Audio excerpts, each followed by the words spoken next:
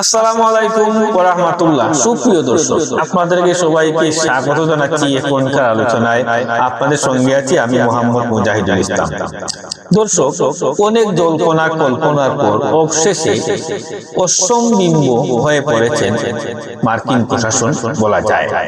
আমি একথা কেন বলছি? একথা এই কারণে বলছি, মার্কিন প্রেসিডেন্ট ডোনাল্ড ট্রাম্প বলেছেন আমরা গতকালকে লক অ্যান্ড লোডেড অবস্থায় ছিলাম, কিন্তু ইরান আমাদেরকে অনুরোধ করেছে এবং আমাদের বন্ধু প্রতিম দেশ, মিত্র কয়েকটি দেশ মধ্যপ্রাচ্যে, তারাও আমাদেরকে বিশেষভাবে অনুরোধ করেছে আমরা যেন কোনো অবস্থায় ইরানের উপর আজকে রাতে হামলা না করি, তার জন্য আমরা হামলা চালাইনি। অন্যদিকে ইরান বলছে ডোনাল্ড ট্রাম্প ডাহা মিথ্যা কথা বলছে। ইরানের পক্ষ থেকে আমেরিকাকে কোন রকম অনুরোধ করার প্রশ্নই উঠে না, কোন রকম অনুরোধ আমরা করিনি। বরং ইরান আমেরিকার যে কোনো দুঃসাহসের জন্য, দুঃসাহস দেখানোর জন্য, কড়া জবাব দেওয়ার জন্য ইরান প্রস্তুত আছে। তারা যেই হামলা চালাবে সেই হামলার কড়া জবাব দেওয়ার জন্য ইরান সব সময় প্রস্তুত ছিল। বন্ধুরা, শুধু তাই না, ইরানের পররাষ্ট্রমন্ত্রী সৈয়দ আব্বাস আরাগচি এবং তুরস্কের তিনি বিভিন্ন দেশের পররাষ্ট্রমন্ত্রীর কথা বলেছেন। যেমন তুরস্কের পররাষ্ট্রমন্ত্রী হাকান ফিদান, পাকিস্তানের সেনাপ্রধান ফিল্ড মার্শাল আসিম মুনির এবং সৌদি পররাষ্ট্রমন্ত্রী ফয়সাল বিন ফারহান তাদের সাথে সবার সাথে টেলিফোনে আলাপ করেছেন। এবং আমেরিকা তিনি বলেছেন, তার আলাপকালে ফোনে আলাপকালে তিনি বলেছেন আমেরিকা ও ইসরায়েল যদি ইরানের বিরুদ্ধে আজ রাতে হামলা চালায় তাহলে তাদের বিরুদ্ধে ব্যবস্থা তো নেওয়া হবেই, কঠোর ব্যবস্থা নেওয়া হবে, কঠোর পরিমাণ জবাব দেওয়া হবে। পাশাপাশি এই ইসরায়েল এবং আমেরিকাকে যে মধ্যপ্রাচ্যের যে দেশ তাদের ভূমি দিয়ে আকাশ ব্যবহার করে হামলা চালানোর জন্য সহযোগিতা করে, সেই সব দেশেও হামলা চালানো হবে এবং সেই দেশগুলোকে গুড়িয়ে দেওয়া হবে। বন্ধুরা, দুই পক্ষে দুই রকম অবস্থা, দুই রকম কথা বলছে। আসলে বাস্তবতা কি? আজকে ভিডিওতে এই বিষয়ে আলোচনা করার চেষ্টা করব। এর সাথে একটু খবর দিয়ে রেখে আপনাদের, তেলের দাম কিন্তু এই পরিস্থিতিতে ব্যাপক হারে বৃদ্ধি পাচ্ছে। গত দুই দিন আগে 84-85 মানে $81 চলেছিল, আর আজকে দেখো আমরা ব্রেন্ট তেলের দাম $90.12 পৌঁছেছে। আর ওয়েস্ট টেক্সাস ইন্টারমিডিয়েট যে তেল আছে সেটার দাম অন্তত $84.67 পৌঁছেছে। সুপ্রিয় দর্শক, এইসব বিষয় নিয়ে একদম বিস্তারিত আলোচনা করবো আপনাদের সাথে। আশা করি খুব ভালো লাগবে আজকের আলোচনা। যদি ভালো লাগে তাহলে শেষ পর্যন্ত থাকবেন, আর ভিডিওটি লাইক করবেন, কমেন্ট করবেন, শেয়ার করে আমাদের সাথেই থাকবেন এবং আমাদের চ্যানেলটি সাবস্ক্রাইব করে চ্যানেলের অগ্রযাত্রাকে আপনারা আরো এগিয়ে নিতে সাহায্য করুন।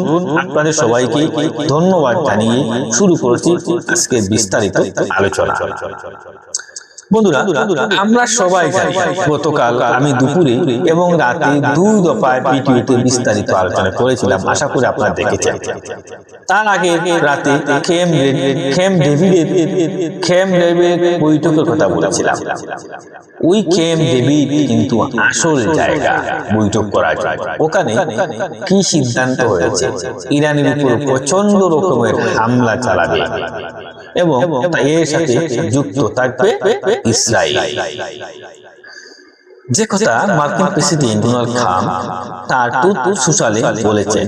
তিনি একটি পোস্ট দিয়ে বলেছেন ইরানের বিরুদ্ধে আমরা হামলা চালানোর জন্য লক এন্ড লোডেড অবস্থায় ছিলাম, অর্থাৎ আমাদের ক্ষেপণাস্ত্র, বিমান, এভরিথিং সবকিছু রেডি ছিল, শুধু হামলার অপেক্ষা ছিলাম। ইরানকে একেবারে ঘুরিয়ে দেওয়ার জন্য আমরা প্রস্তুত অবস্থায় ছিলাম এবং আমাদের সাথে সাথে ছিল আমাদের মধ্যপ্রাচ্যের মিত্র ইসরায়েল। কিন্তু ইরান আর মিডল ইস্টের কয়েকটি দেশের অনুরোধের কারণে, বিশেষ অনুরোধের কারণে আমরা ইরানের উপর হামলা আপাতত বাতিল করছি এবং আশা করছি খুব দ্রুতই ইরান একটা চুক্তি করবে। তারা দ্রুত চুক্তির ব্যাপারে রাজি হয়েছে, আমার বিশ্বাস তারা দ্রুত চুক্তি করবে বলে আমাদের কথাও দিয়েছে। এখানে আমি আগে ইরান কি জবাব দিয়েছি সেই কথাটুকু আপনাদের বলবো, তারপর আসলে তারা কি বলছে সে কথা নিয়ে আপনাদের সাথে আলোচনা করব। এখানে ইরান একদম সুস্পষ্টভাবে জবাব দিয়ে সুস্পষ্ট করে বলেছে যে মার্কিন প্রেসিডেন্ট ডাহা মিথ্যা কথা বলেছেন। তিনি যে কথা বলছেন তার ধারে কাছে ইরান সরকার নেই, ইরান ছিল না, এটা সম্পূর্ণটা মিথ্যা কথা। বরং ইরান, আমেরিকা এবং ইসরায়েলের সম্ভাব্য যে আগ্রাসন আসবে তা মোকাবেলার জন্য আমরা পূর্ব থেকেই প্রস্তুত ছিলাম এবং এই যুদ্ধ শুধুমাত্র ইসরায়েল আর আমেরিকার ঘাঁটিগুলিতে সীমাবদ্ধ থাকতো না। এই যুদ্ধ অনেক বিস্তৃত আকারে ছড়িয়ে পড়ত। যদি আমেরিকা ইসরায়েল হামলা করত, মধ্যপ্রাচ্যে এমন কোনো ঘাঁটি নেই যে ঘাঁটি ইরানের ক্ষেপণাস্ত্রের আওতায় নেই। ইরানের যে দূরপাল্লার ক্ষেপণাস্ত্র আছে, হাই পারফরম্যান্স মিসাইল আছে, প্রত্যেকটা মিসাইল মধ্যপ্রাচ্যে যতগুলো ঘাঁটি আছে ক্ষেপণাস্ত্রের মিসাইলের আওতার মধ্যে আছে। প্রত্যেকটা আমেরিকান হামলার আওতায় চলে আসে। শুধু তাই নয়, মধ্যপ্রাচ্যের বাইরেও যেসব জায়গা থেকে ইরানের উপর হামলা চালানো হবে সেসব দেশেও ইরান হামলা চালাতো, হামলা চালাতো। সাইপ্রাস, গ্রিস, স্পেন, ফ্রান্স, যে দেশ থেকে হামলা চালাতো সেই দেশে ইরান হামলা চালাতো বৈধ হতে পারবে। এভাবে একদম পরিষ্কার করে ঘোষণা দিয়েছে ইরান সরকার মধ্যপ্রাচ্যের কয়েকটি দেশের আছে, যেমন সৌদি আরব, তুরস্ক, পাকিস্তান এর পররাষ্ট্রমন্ত্রীর সাথে আলাপকালে এই ঘোষণা তারা দিয়েছিল। এই যে ঘোষণা যে মধ্যপ্রাচ্যের বাইরেও কোনো জায়গায় কোনো সূত্রে বলা হচ্ছে ইরান আমেরিকার হামলা চালানোর জন্য প্রস্তুত ছিল। ওয়াশিংটন ডিসি এবং নিউ ইয়র্কে হামলা চালানোর জন্য ইরান প্রস্তুত ছিল।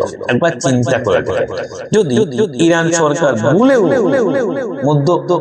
নিউ ইয়র্কে অথবা নিউ ইয়র্কে হামলা চালায় বা ওয়াশিংটন ডিসিতে হামলা চালায়, ডোনাল্ড ট্রাম্প ক্ষমতায় থাকতে পারবে? সে দেশের জন্য ক্ষিপ্ত হয়ে তাকে টেনে হিসেবে ক্ষমতা থেকে লাভ। সেই বইয়ে মার্কিন প্রেসিডেন্ট ডোনাল্ড ট্রাম্প ইরানের হামলা বাতিল করেছেন। আমি সত্যমিতা জানি না, যুদ্ধের সময় তো নানান ধরনের নানান কথা আসে, কিন্তু এরকম কোন সূত্র থেকে বলা হচ্ছে যে ইরান বলছে মধ্যপ্রাচ্যের বাইরেও তারা হামলা চালাতে।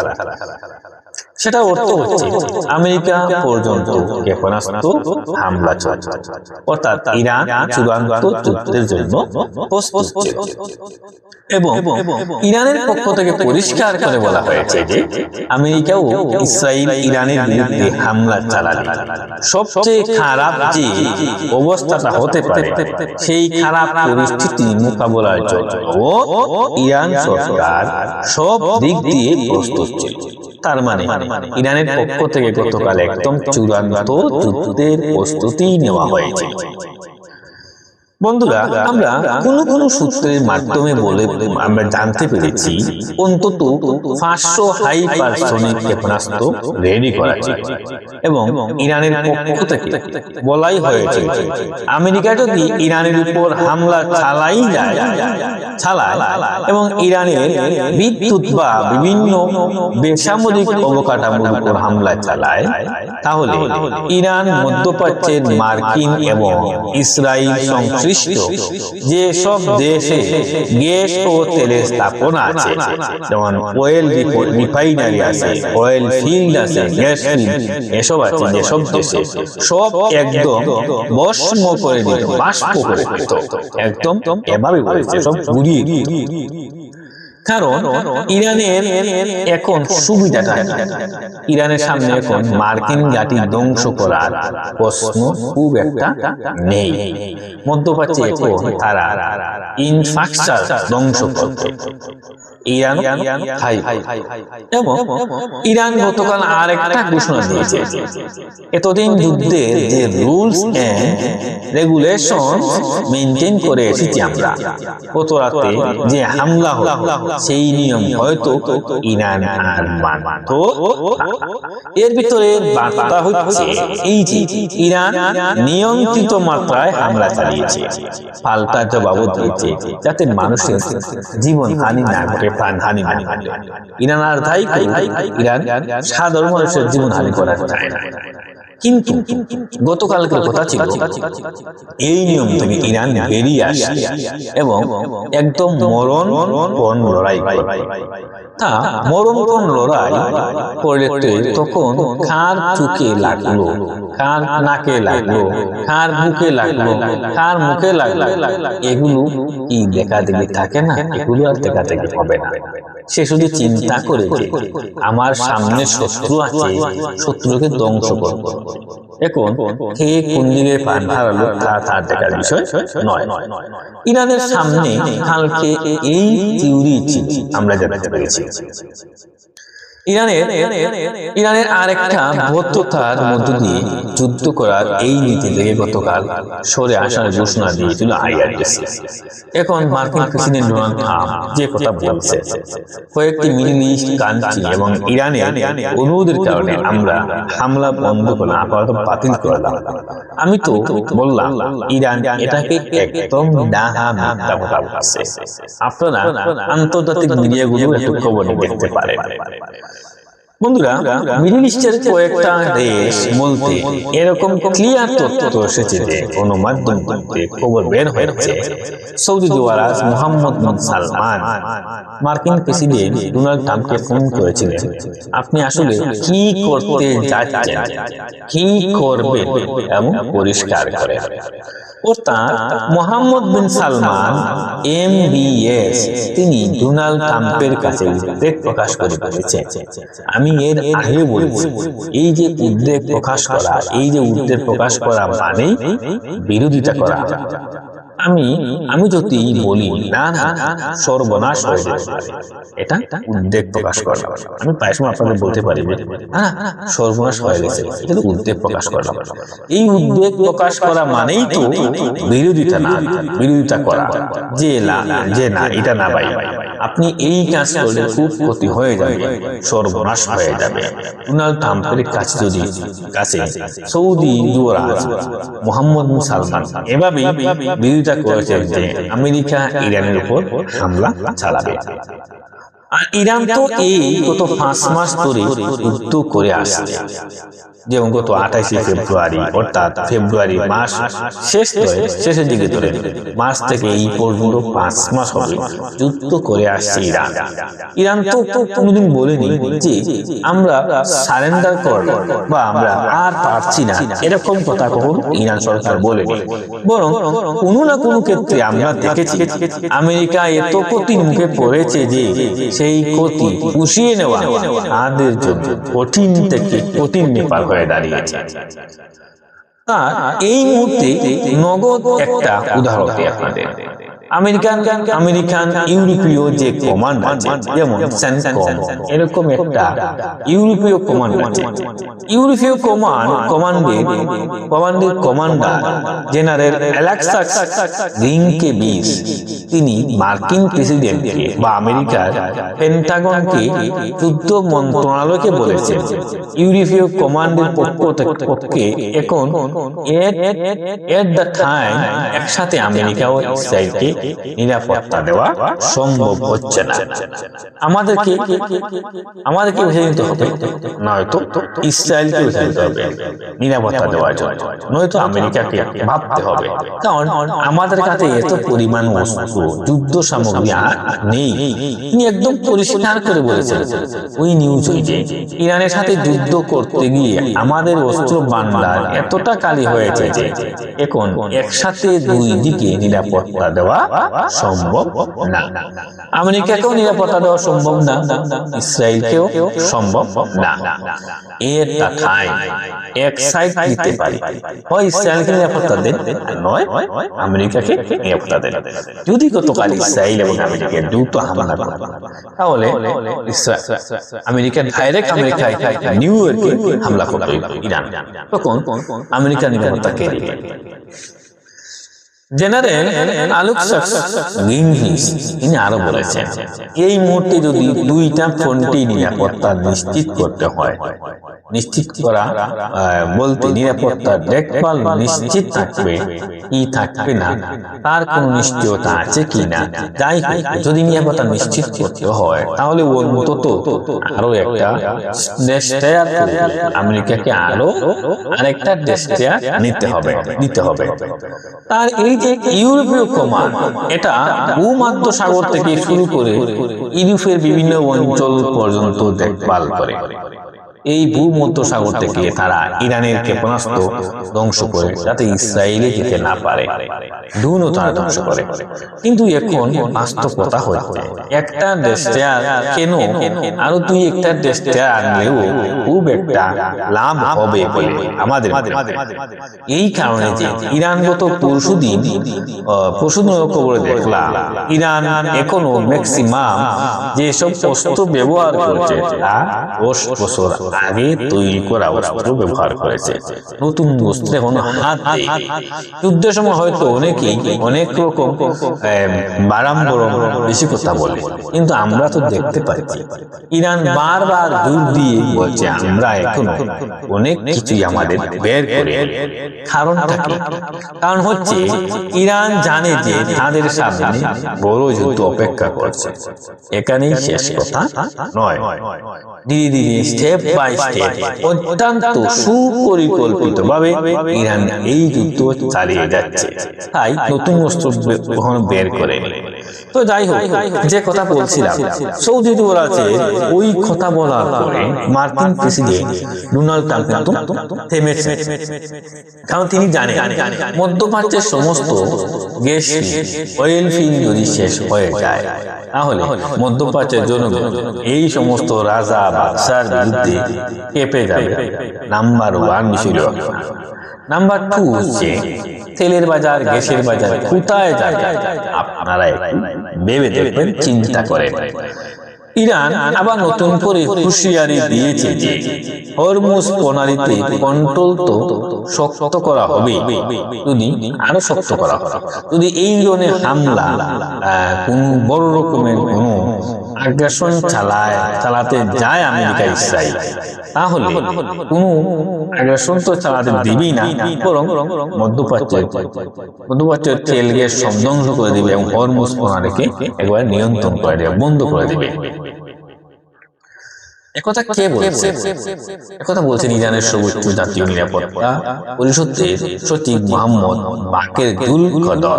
তিনি বলেছেন ইরানের সর্বোচ্চ নিরাপত্তা পরিষদ, এই পদে আগে ছিলেন ডক্টর আলী, তিনি কিছুদিন আগে মারা গেলেন। তো ইরানের পক্ষ থেকে একরকম হুঁশিয়ারি আছে যে আর ইসরায়েলের গ্যাস ফিল্ডের কথা ইরান এভাবে বলছে, ইসরায়েল যদি হামলায় জড়িত হয় তাহলে ইসরায়েলের গ্যাস ফিল্ড একদম জ্বালিয়ে পুড়িয়ে ছারখার করে দেওয়া হবে। বন্ধুরা, আমি মোটামুটি ভাবে এখান থেকে নিশ্চিত দেখতে পাচ্ছি, নিশ্চিত হচ্ছি যে গতকাল মার্কিন প্রেসিডেন্ট ডোনাল্ড ট্রাম্প যে কারণে ইরানের বিরুদ্ধে যুদ্ধ বন্ধ করেছেন, হামলা চালাননি বা হামলার সিদ্ধান্ত বাতিল করেছেন, সেটা হচ্ছে ইরানের এই প্রস্তুতি দেখে ইরান একদম চরম প্রস্তুতি ও চূড়ান্ত প্রস্তুতি নিয়েছিল। আমি বললাম তো আপনাদের অন্তত 500 হাইপারসোনিক ক্ষেপণাস্ত্র রেডি ছিল ইরানের কাছে। তো এই 500 হাইপারসোনিক ক্ষেপণাস্ত্র কোথায় ব্যবহার করবে ইরান? এবং প্রথমবারের মতো ফাতাহ 1 এই ক্ষেপণাস্ত্র ব্যবহারে আনতে চেয়েছিল ইরান। এই ক্ষেপণাস্ত্রের পাল্লা 1450 কিলোমিটার, গতি হচ্ছে 15 থেকে 16 মেঘ, অর্থাৎ সবচেয়ে থেকে 16 গুণ দ্রুত গতিতে ছুটতে পারে এই ক্ষেপণাস্ত্র। যেমন ইরান থেকে এই ক্ষেপণাস্ত্র ছুড়লে ইসরায়েলে পৌঁছাতে মাত্র 1 থেকে 2-3 মিনিটের ভিতরে পৌঁছে যাবে। ক্ষেপণাস্ত্র ঠেকানোর প্রস্তুতিও নিতে পারবে না ইসরায়েল। আর জর্ডান, সৌদি আরব এসব জায়গায় ক্ষেপণাস্ত্র প্রতিরক্ষা ব্যবস্থা শেষ করে দিয়েছে ইরান।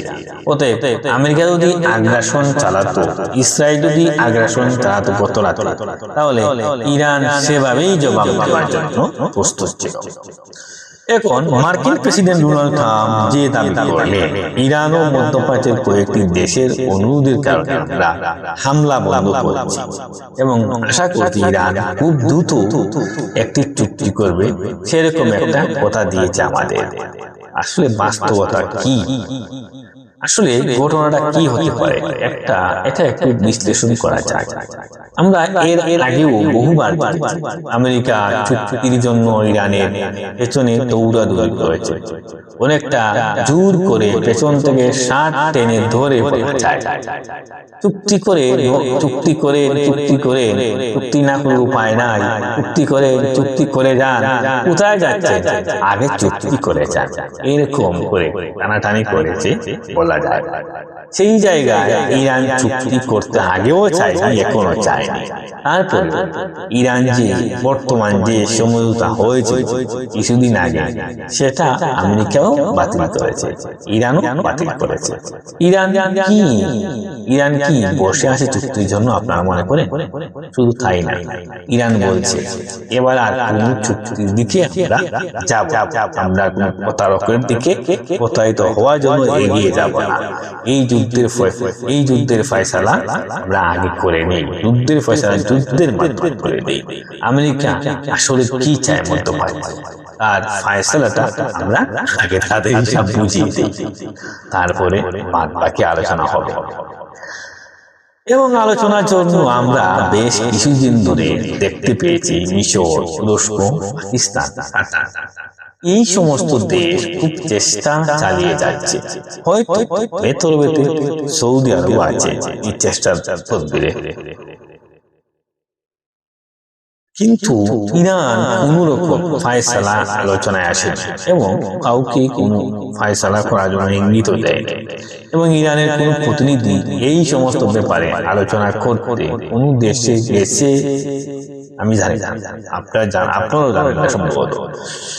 কথা হচ্ছে ইরানের পক্ষ থেকে একদম পরিষ্কার, এই যুদ্ধ বন্ধ হবে যুদ্ধের আগে ফয়সালা হবে, তারপরে বাকি কথা। আগে যুদ্ধের ফয়সালা হবে, তারপরে যুদ্ধ বন্ধ হবে। যুদ্ধের ফয়সালা যদি করতে চায় তাহলে কিভাবে করবে?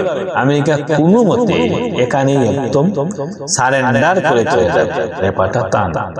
তাহলে যুদ্ধ করবে আমেরিকা তো ইরান তো চাই মধ্যপ্রাচ্যে গাড়ি বন্ধ করতে হবে, আমেরিকা কি বন্ধ করবে? আমার তো মনে হয় না। তো যুদ্ধ করে, তো যদি যুদ্ধ করে তারা, তাহলে ইরানকেও যুদ্ধ করতে হবে। ব্যাপারটা ঠিক এই লেভেলে আছে বর্তমানে।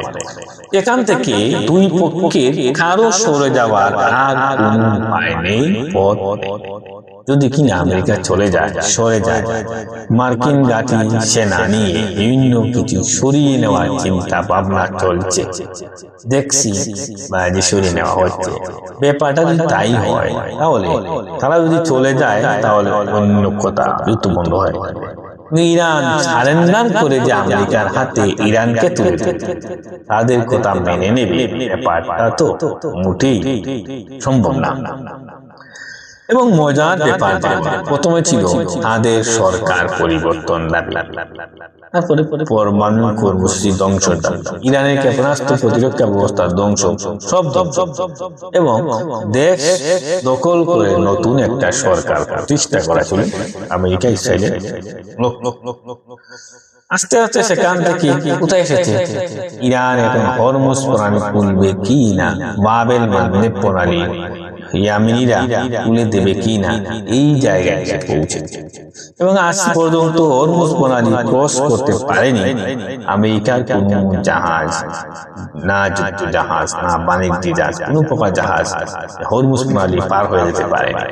এই জায়গায় কোনো মতেই ইরান সারেন্ডার করবে এটা তো বাবার কোন সুযোগ নেই বললেই চলে। আমি যা দেখতে পাচ্ছি, আমি যা বিশ্লেষণ, যা বুঝতে পারছি, যুদ্ধের বাস্তবতা তাই বলছে। ইরানে হয়তো অনেক বেসামরিক মানুষ মারা যাবে, হয়তো সামরিক মানুষও মারা যাচ্ছে, কিন্তু যুদ্ধে আত্মসমর্পণ করবে ইরান, এটা আপাতত কল্পনারও বাইরে। ইরান একটি সাম্রাজ্য জাতি, ইরান কখনো আত্মসমর্পণ করবে না। শুধু তাই না, মার্কিন ঘাঁটিগুলোর যে অবস্থা করেছে ইরান, তাতে আমেরিকা এখান থেকে চলে যেতে পারে। ইরান সরকার বলছে মধ্যপ্রাচ্য থেকে মার্কিন সেনারা যদি সব চলে না যায়, তাহলে প্রতি ফুটা তেল ইউয়ানে বিক্রি করা হবে, ডলার। মার্কিন সেনাও যদি ইরান থেকে না যায়, মধ্যপ্রাচ্য থেকে সরে না যায়, প্রতি ফুটা তেল ইউয়ানে বিক্রি করা হবে, ডলারে বিক্রি করা হবে না, ইউয়ানে বিক্রি করা হবে। প্রতি ফুটা তেল ইউয়ানে বিক্রি করা হবে। চিন্তা করছে ইরানের হুমকিটা কি? তার মানে আমেরিকার সামরিক সক্ষমতা প্রশ্নের মুখে বটে। আমেরিকার ডলার থাকবে কিনা, ডলারের প্রভাব প্রতিপত্তি থাকবে কিনা, সেটা এখন প্রশ্ন হয়ে দাঁড়াচ্ছে। এবং গতকাল যে যুদ্ধের প্লেন ছিল আমেরিকার, তাতে বলা হচ্ছিল মধ্যপ্রাচ্যের দেশগুলো মধ্যপ্রাচ্যের দেশগুলো আমেরিকা ইসরায়েলের সাথে যুক্ত হবে। ইরান কিন্তু সেটা বন্ধ করেছে, মোকাবেলা করেছে তাদের প্রস্তুতি, সামরিক দক্ষতা, সক্ষমতা দেখিয়ে। ইরানের পররাষ্ট্রমন্ত্রী আব্বাস আরাকচি বলেছেন ইরান একদম পরিপূর্ণভাবে প্রস্তুত রয়েছে, তাদের সামরিক সক্ষমতা দেখানোর জন্য তারা প্রস্তুত আছে, কতটুকু সামরিক শক্তি আছে এটা প্রমাণ করে দেওয়ার জন্য তারা প্রস্তুত আছে। ইরানও লক এন্ড লোডেড। এই জায়গা থেকে আমেরিকার সামনে আসলে কোনো বিকল্প নেই। এই কারণে হরমুজে তারা হরমুজ প্রণালী তারা খুলতে পারবে না। ইরানের পরমাণু কর্মসূচি তারা ধ্বংস করতে পারবে, ইরান দখল নিতে পারবে, ইরানে স্থল অভিযান চালাতে পারবে, নৌবাহিনী শক্তি ব্যাপক হারে কমে যাচ্ছে, বিমান বাহিনীর অবস্থাও তেমনই। সেই ক্ষেত্রে আমেরিকার সামনে উপায়টা কি? একটা মাত্র পথ আছে আমেরিকার সামনে, সেই পথটা হচ্ছে পারমাণবিক অস্ত্র প্রয়োগ করা। কিন্তু তার জবাব ইরান কিভাবে দিবে? আমেরিকা যদি সব দিক বন্ধ হওয়ার পরে পারমাণবিক অস্ত্র নিক্ষেপ করে, ইরান কিভাবে জবাব দেবে? ইরান তার জবাব কিভাবে দেবে? এবং বিশ্ববাসী, বিশেষ করে চীন, রাশিয়া, উত্তর কোরিয়া, তারা কিভাবে রিঅ্যাক্ট করবে সেটাও একটা বড় প্রশ্ন। ফলে আমেরিকা যদি পারমাণবিক হামলা চালায় ইরানের উপরে, আমেরিকার ভূখণ্ড নিরাপদ থাকবে না, এটা মোটামুটি গ্যারান্টি দিয়ে বলা যায়। যা পরিস্থিতি, তাতে মার্কিন প্রেসিডেন্ট ডোনাল্ড ট্রাম্পকে আরো অনেক কিছু ভাবতে হয়েছে, বিবেচনা করতে হয়েছে, এবং এই হামলা বন্ধ করতে বাধ্য হয়েছে। এই হামলা চালালে তার পরিণতি খুবই ভয়াবহ। সুপ্রিয় দর্শক, এখন আলোচনা এখানেই শেষ করতে চাই। আলোচনা শেষের আগে আমি আপনাদেরকে বলি, আপনাদের কি মনে হয় মার্কিন প্রেসিডেন্ট ডোনাল্ড ট্রাম্প হামলা বন্ধ করলেন, এটা কি ইরানের শক্তিমত্তার কারণে, নাকি অনুরোধে, নাকি ইরান ও মধ্যপ্রাচ্য দেশগুলো তাকে আশ্বস্ত করেছে যে চুক্তিটা হবে? এই আশ্বস্ত কারণে আপনাদের কাছে কি মনে হয়? আপনাদের মতামত কমেন্টে জানাতে পারেন। আর ভিডিও ভালো লাগলে লাইক করবেন, কমেন্ট করবেন, শেয়ার করবেন, এবং আমাদের টেবিল টক নিউজ চ্যানেলটি সাবস্ক্রাইব করে আমাদের সাথেই থাকবেন। দর্শক, এখনকার আলোচনা এখানে শেষ করতে চাইছি। আপনাদের সবাই অনেক অনেক ভালো থাকুন। আল্লাহ।